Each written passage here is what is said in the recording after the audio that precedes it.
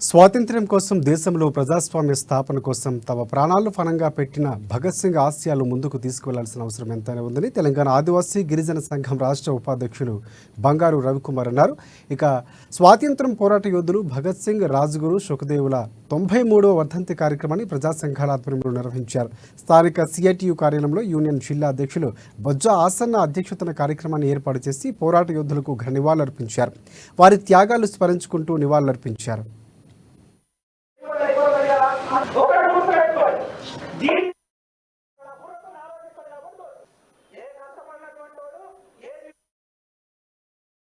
దేశ స్వాతంత్ర్యం కోసం భగత్ సింగ్ ప్రాణాలను పణంగా పెట్టారని బండారు రవికుమార్ గుర్తు చేశారు. భారత రాజ్యాంగ రక్షణ కోసం ఆ మహనీయుల పోరాట స్ఫూర్తితో ఉద్యమించాలని పిలుపునిచ్చారు. భారత రాజ్యాంగాన్ని, ప్రజాస్వామ్యాన్ని ఖూనీ చేసే విధంగా కేంద్రంలోని బీజేపీ ప్రభుత్వం వ్యవహరిస్తుందని మండిపడ్డారు.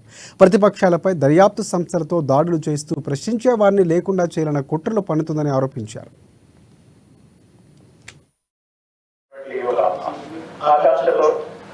చేసినటువంటి పోరాటం అది. భగత్ సింగ్ 24 ఏటనే ఉరికంబం ఎక్కారు. ఆయనతో పాటు ఉరికంబం ఎక్కిన రాజ్గురు, సుఖదేవ్. ఇక్కడ మనం వారిద్దరు వయసు ఎంతంటే 23 సంవత్సరాలు, భగత్ సింగ్ వయసు 24 సంవత్సరాలు. అంటే ఎంత చిన్న వయసులో వాళ్ళు ఉరికంబం ఎక్కారు. ఆ రకమైనటువంటి గొప్ప విప్లవకారు. అంతేకాదు, వారికి స్పష్టమైనటువంటి విప్లవం అంటే ఏంటి, అదేవిధంగా మతం అంటే ఏంటి, నిజమైన దేశభక్తి అంటే ఏంటి, నిజమైన స్వతంత్రం ఏంటి, ఇవన్నీ కూడా వాళ్ళు చెప్పారు. సంపన్నులు అనుభవించే స్వతంత్రం కాదు మాకు కావాల్సింది. ఈ దేశంలో ఉన్నటువంటి సామాన్య పౌరులు, సగటు జీవి, ప్రతి ఒక్కరికి కూడా తినడానికి తిండి ఉండాలి, చేసుకోవడానికి పని ఉండాలి, కట్టుకోవడానికి బట్ట ఉండాలి, అదేవిధంగా ఉండటానికి ఇల్లు ఉండాలి, రోగం వస్తే వైద్యం ఉండాలి, ప్రతి ఒక్కరికి చదువుకునే అవకాశం ఉండాలి, ఇవన్నీ ఉచితంగా దొరకాలి.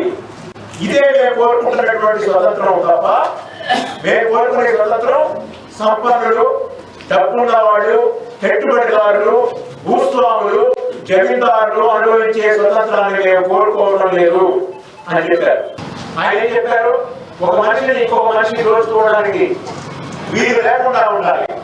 ఒక జాతి ఇంకొక జాతి, ఒక కులాన్ని ఇంకో కులం, ఒక మతాన్ని ఒక మతం దోపిడీ చేసే అవకాశం లేనటువంటి న్యాయ సమ్మతమైనటువంటి సాంఘిక, రాజకీయ, ఆర్థిక వ్యవస్థను స్థాపించడం కోసం మేము పోరాటం చేస్తున్నాం. ఆ పోరాటంలో మేము అమరులమైనా సరే మేము గర్వపడతాము.